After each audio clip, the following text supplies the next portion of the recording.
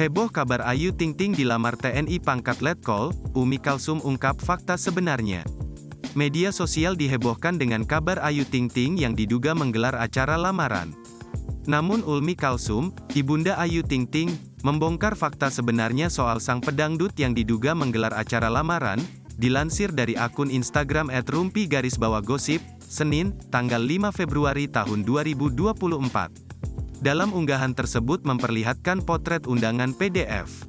Saat itu nama Ayu Ting Ting bersanding dengan nama pria yang ditutupi stiker.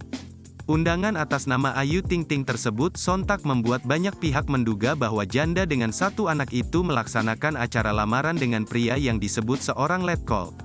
Bahkan kabar tersebut diyakini oleh netizen lantaran potret kedua orang tua Ayu Ting Ting, Ayah Rozak dan Umi Kalsum saat menggunakan seragam acara pernikahan. Ayah Rozak dan Umi Kalsum tampak kompak menggunakan baju berwarna abu-abu dengan latar bernuansa bunga putih acara pernikahan.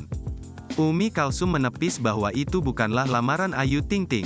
Enggak, lamaran Ayu Ting Ting, tulis Umi Kalsum via pesan singkat, dilansir dari kompas.com, Minggu tanggal 4 Februari tahun 2024. Umi Kalsum tak menduga kabar tersebut menjadi heboh. Justru Umi Kalsum menyebut dia sedang menghadiri sebuah acara pernikahan. Download Tribun X sekarang, menghadirkan lokal menjadi Indonesia.